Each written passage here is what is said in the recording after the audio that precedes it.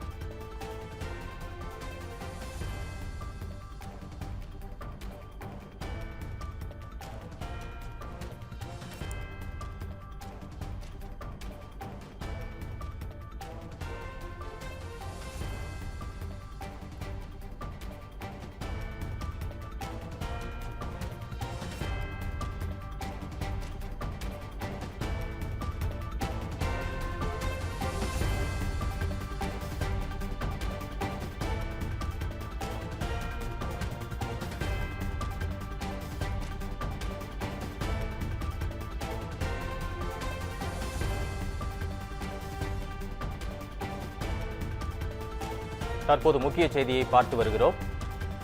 தமிழக சட்டப்பேரவை வரலாற்றில் முதன்முறையாக நம்பிக்கை வாக்கெடுப்பு நேரலையாக ஒளிபரப்பப்பட உள்ளது.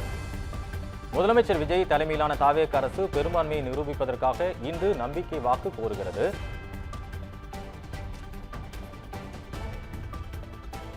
இது குறித்து கூடுதல் விவரங்களை வழங்குவதற்காக நம்மிடையே இணைந்திருக்கிறார் செய்தியாளர் சக்திவேல். வணக்கம் சக்திவேல், இது குறித்து கூடுதல் விவரங்களை பகிர்ந்து கொள்ளுங்கள்.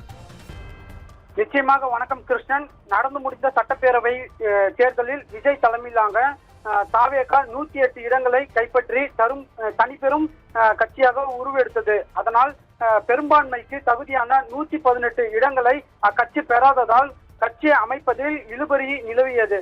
பின்னர் காங்கிரஸ், இந்திய கம்யூனிஸ்ட், மார்க்சிஸ்ட் கம்யூனிஸ்ட், விடுதலை சிறுத்தைகள் மற்றும் IUML ஆகிய கட்சிகளின் ஆதரவோடு கடந்த ஞாயிற்றுக்கிழமை முதலமைச்சராக விஜய் பதவியேற்றார். தாவேக 108 இடங்களை கைப்பற்றிய நிலையில் 2 தொகுதிகளில் வென்ற முதலமைச்சர் விஜய் திருச்சி கிழக்கு தொகுதியில் MLA பதவியை ராஜினாமா செய்தார்.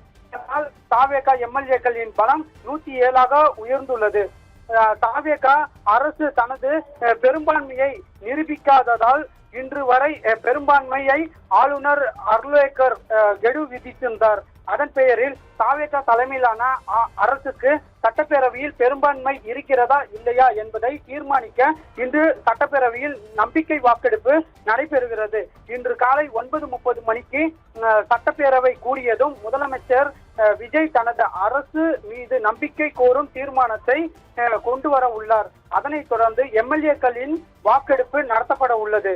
இதனிடையே திமுக வேட்பாளர் பெரிய கருப்பன் தொடர்ந்த வழக்கை விசாரித்த சென்னை உயர்நீதிமன்றம் திருப்பத்தூர் தாவேக MLA சீனிவாச சேதுபதி நம்பிக்கை வாக்கெடுப்பில் பங்கேற்க தடையும் விதிக்கப்பட்டுள்ளது. பெரும்பான்மையை நிரூபிக்க 118 MLA அதாவது உறுப்பினர்களின் ஆதரவு தேவைப்படும் சூழலில் தாவேக MLAக்கள் 106 பேர், காங்கிரஸ் MLAக்கள் 5 பேர் மற்றும் இந்திய கம்யூனிஸ்ட், மார்க்சிஸ்ட் கம்யூனிஸ்ட், விடுதலை சிறுத்தைகள், இந்தியன் யூனியன் முஸ்லீம் லீக் கட்சிகளின் தலா 2 MLAக்கள் என தாவேகாவிடம் தற்போது 119 MLAக்கள் ஆதரவு உள்ளது. மேலும் அதிமுகவில் CV சண்முகம் தலைமையில் 20க்கும் மேற்பட்ட MLAக்கள் தாவேக அரசுக்கு ஆதரவு அளிக்க முடிவு செய்துள்ளனர். அமமுக சார்பில் போட்டியிட்டு வெற்றி பெற்ற மன்னார்குடி தொகுதி MLA காமராஜும் நம்பிக்கை வாக்கெடுப்பில் தாவேக அரசுக்கு ஆதரவாக வாக்களிக்க இருப்பதாக அறிவித்துள்ளார். இதனால் நம்பிக்கை வாக்கெடுப்பில் தாவேக அரசுக்கு வெற்றி பெறும் வாய்ப்பு பிரகாசமாக உள்ளது. இதனிடையே நம்பிக்கை வாக்கெடுப்பில் அதிமுகவின் கொறடா உத்தரவையும் மீறி வாக்களித்தாலோ, வாக்கெடுப்பில் பங்கேற்றாலோ அல்லது தவிர்த்தாலோ அல்லது நடுநிலை வகித்தாலோ அவர்களின் MLA பதவி பறிபோகும் என எக்ஸ்தல பக்கத்தில் அதிமுக மாநிலங்களின் அவை உறுப்பினர் இன்பதுரை தெரிவித்துள்ளார். மேலும் எப்படி நடைபெறும் வாக்கெடுப்பு நம்பிக்கை வாக்கெடுப்பு நடைபெறும் நாளன்று அவைக்கு வரும் உறுப்பினர்களின் அடிப்படையில் தான் பெரும்பான்மைக்கு எத்தனை இடங்கள் தேவை என்பது தீர்மானிக்கப்படுகிறது. தமிழ்நாட்டில் மொத்தம் 234 சட்டமன்ற தொகுதிகள் உள்ளன. பெரும்பான்மையை நிரூபிக்க அல்லது நம்பிக்கையில்லா தீர்மானத்தை முறியடிக்க அவை நடவடிக்கையில் கலந்து கொண்டு வாக்களிக்கும் உறுப்பினர்களின் எண்ணிக்கையில் சரிபாதிக்கு மேல், அதாவது குறைந்தபட்சம் 118 உறுப்பினர்களின் ஆதரவு தேவை. சொல்ல போனால் அவையின் மொத்த உறுப்பினர்களின் எண்ணிக்கையில் பாதிக்கும் அதிகமான எண்ணிக்கையே பெரும்பான்மை என கருதப்படுகிறது. இன்று நடைபெறும் நம்பிக்கை வாக்கெடுப்பு ரகசிய வாக்குச்சீட்டு முறையில் நடைபெறாது. முதலமைச்சர் அல்லது ஆளும் தரப்பு சேர்ந்த மூத்த அமைச்சர் ஒருவர் அமைச்சரவையின் மீது நம்பிக்கை கோரி ஒரு தீர்மானத்தை கொண்டு வருவார்.